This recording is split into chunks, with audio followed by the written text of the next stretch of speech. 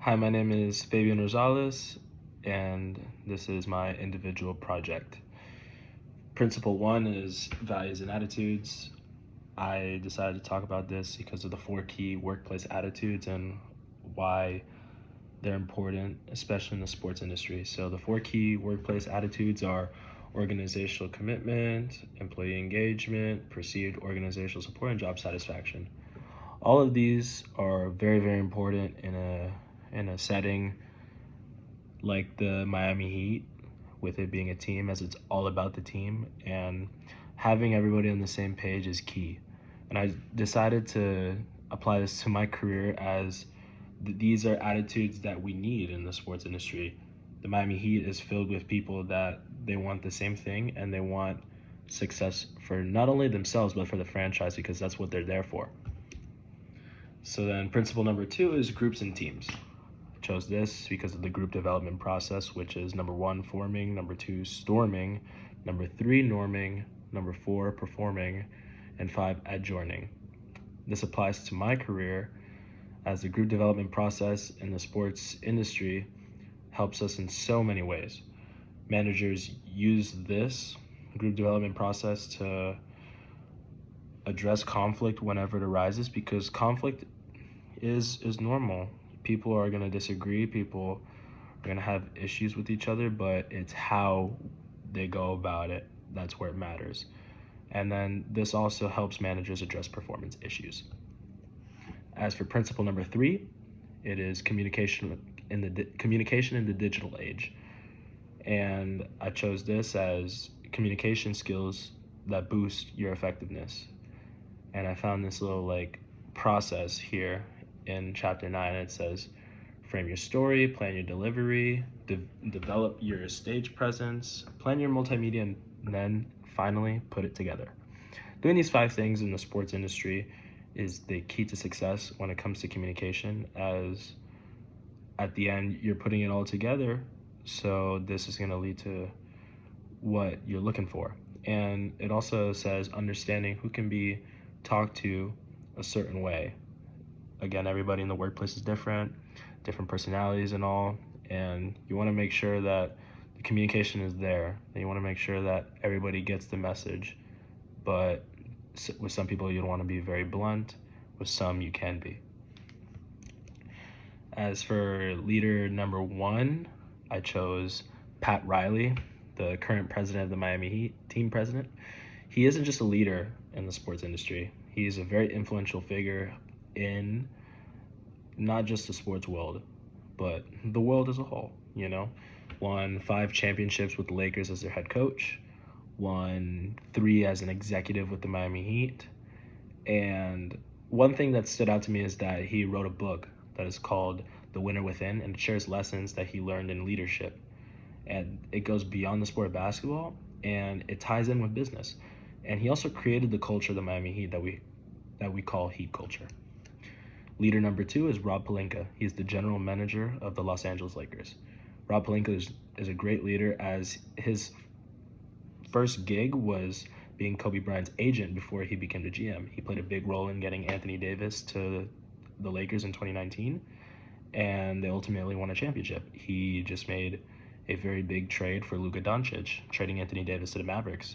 He also navigated the whole COVID-19 pandemic and kept his team in the right headspace, made sure that everybody was okay, and boom, they won a championship in the bubble. Leader number 3 is Sam Presti. He's the general manager of the Oklahoma City Thunder, and he is seeing great success right now, as his team is thriving, especially in the playoffs currently. Presti has been pivotal to the success in the Thunder's recent years by drafting Kevin Durant, Russell Westbrook, and James Harden. But more importantly, we'll talk about what's going on recently. He made a trade that sent Paul George to the Clippers and Shai Gilgeous-Alexander to the Oklahoma City Thunder. SGA has now been a front runner for the MVP for the last 2-3 years. And Paul George, he just got old. And he got key assets, which are players such as Chet Holmgren, Jalen Williams. They got them in draft picks, so that allowed them to to pick Chet and Jalen, and then these are key players that lead to their success over the last 2 years. So case study number 1, the effect of cooperative teaching method used in physical education and sports lessons on individual responsibility and leadership. So the aim of this study was to examine the effect of the collaborative teaching method used in physical education and sports lessons. Takeaways from this is the student leadership in sports is a necessity. Cooperation is very important in sports. And then how this applies to my career, leaning in on the takeaways, cooperation in the sports industry is crucial, very, very crucial, because they're all working as teams. They're in groups and teams, and it can't be done one by themselves. It's a team goal. Case study number 2, the regulation effect of team leadership and cohesion on athlete sport grade. The aim of this study is to see how effective team leadership is on athletes' sport grade / performance. And the takeaways from this is athlete leadership is significant when it comes to predicting team cohesion. Athlete leadership leads to great things according to the data.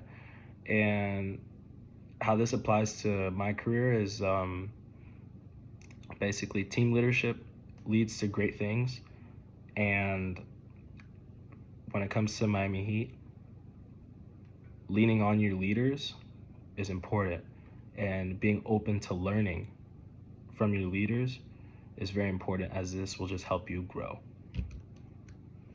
Then case study number 3, critical experiences with sport and wellness technology, digital coach differences between young adults and young elderly. The study tries to see the underlying answers between sports and wellness technology coaching and how it differs between young adults and young elderly. So the takeaways is physical inactivity can lead to detrimental effects on health and wellness. Plans to prevent disengagement from physical activity have been brought to the table. And how this applies to my career is being in the sports industry, promoting physical well-being is brought upon us. And as leaders in the sports industry, we must promote it, so everyone is aware of the effects of physical inactivity, even if it doesn't fully correlate with our job. So the 3 do's in the sports industry: you want to build relationships, network, you want to be on the same page as your teammates, embrace learning, always be open ears to everybody, listen to your leaders, listen to what they have to say. One thing you can learn is new things every day, and adapt to change. Being able to adapt to any change is a very big advantage for some. And the 3 don'ts: set your ego to the side. Don't have an ego on a team. Don't burn bridges. And last but not least, don't put winning over everything. Don't do it.